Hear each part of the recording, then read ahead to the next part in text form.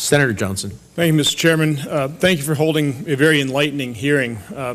Really provided some clarity, and I guess that's what I'd like to do with my few minutes here is try and provide even greater clarity to this issue, this discussion.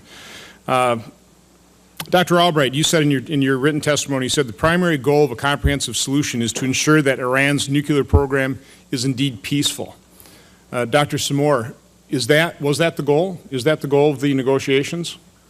I think the goal of the negotiations is to prevent Iran from having a credible nuclear weapons option. So that's a similar way of saying the same thing. I would be a little more blunt about it because I think, as I said, I think we're dealing with a country that has a deeply rooted desire to produce nuclear weapons or at least have the option to produce nuclear weapons, and we're trying to achieve negotiations that constrain those options, both overt and covert. But we have heard a number of times in testimony before this committee that the goal really is, we want to make sure that Iran's nuclear program is peaceful. It's enormously expensive to enrich uranium, correct? Dr. Albright? I wouldn't say it's enormously expensive, but for a country like Iran, it's quite a huge And not only investment. just the direct expense of enriching it, but look at all the problems they've had in terms of sanctions and international right. No, the cost. That's right. There's huge it's enormous. Cost for Iran. Yes. To have a peaceful nuclear program, you don't need to enrich uranium. I agree. So that's what I want to provide clarity to. There is only one reason for Iran to have any kind of nuclear program whatsoever, and that's to weaponize it eventually, correct? Well, not necessarily. I mean, they have research they have a research reactor. If the Iraq reactor is modified to low enriched uranium, they have a need. So, but I think the idea is a small enrichment program, not a large one. Incredibly limited, and there's plenty of research going on elsewhere in the world. You simply don't need it. Certainly not when you. All right. Now, I would say that. Certainly when you take into account the price they're paying for doing this. I would agree. They can, if they rejoin the international community, they would have more enriched uranium at very low costs relative to what they spend now. So my point being is, I am as pessimistic, if not more so, than Senator Risch. I've done a lot of negotiating in my business career, and you have to first start with reality. You have to start with an achievable goal, and I would say this negotiation was lost before it even started, by relaxing what leverage we had from a standpoint of sanctions, by basically giving in to, even though UN resolution said we would have to halt, Iran would have to halt enrichment, we basically said, no, you're going to be able to. We implied that was going to be acceptable.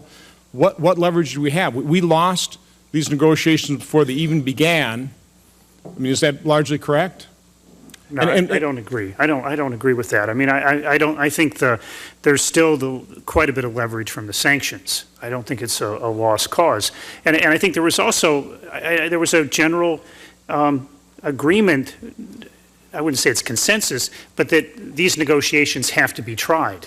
I mean, it's that if there is an opportunity where there's a belief that significant gains can be gotten, that it needs to be done. But we significantly decreased the pressure that the sanctions had in terms of bringing Iran to the negotiating table. I see it a little differently. I think there wasn't enough pressure to get Iran to make these concessions from the start. There was enough to get them to the table, but not enough to get them to concede. And then we're still waiting. Maybe with the oil prices going down, maybe the pressure will build. Maybe more sanctions, if that's necessary, will get them to concede. But by implying that they could continue to enrich uranium, I mean, saying that the goal was to ensure a peaceful nuclear program, which that's just delusional. I mean, that's simply premising this negotiation on something that wasn't possible. It was an unachievable goal. I don't think it's delusional. I mean, I think the decision was made by the administration to accept a limited program under tremendous constraints and verification requirements in order to achieve the goal. It's also predicated on a very long duration. I mean, that you want to have, in a sense, 2 technical generations take place while the deal is there. You want at least 1 generation in a normal way of thinking, and then you think that you'll end up in a much better place, and the country will not be trying to break out and build a large nuclear weapons capability at that point. But Dr. Smore, again, the only reason you have uranium enrichment capabilities is for a weapons program. I mean, by and large, okay? And Iran wants that so it can become a regional power. It's all about power and, you know, their role in that region. Why would they ever give that up?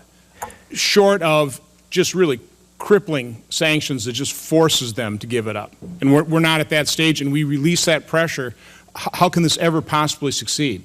I think the theory the administration is operating on is that Iran would accept very limited enrichment as a face-saving solution. It remains to be seen whether that theory is in fact correct. As I've said, I doubt that, President Rouhani would probably take that deal, but he's not in charge. Supreme Leader Khamenei is in charge, and I've yet to see any indication that he's willing to accept long-term significant constraints on Iran's efforts to develop enrichment for the ultimate purpose of having a nuclear weapons capability. Dr. Durant, do you have anything to add to this? Yeah, just a couple of things. Which Dr. Samore's statement begs the question, why did we buy this theory?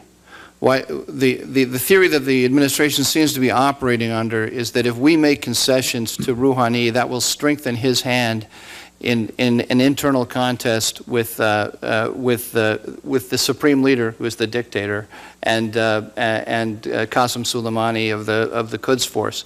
I think it's a false premise to begin with, and there's no evidence at all that is how the regime is actually working. I think a better premise is to assume that they have consolidated power, they have within the regime, and they have put Zarif and Rouhani forward as frontmen. They have circumscribed their authority to a very narrow set of issues.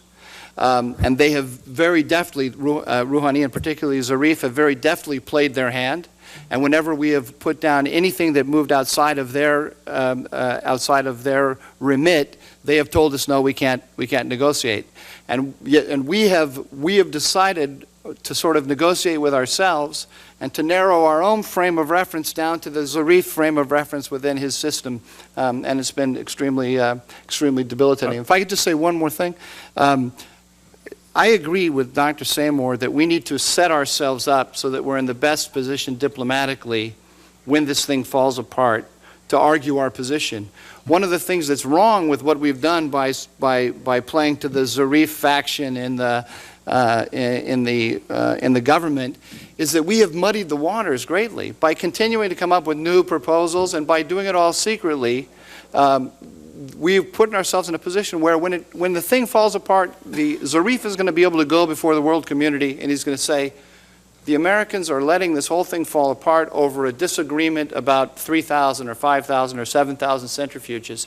Is this a reason to have to lose this historic opportunity?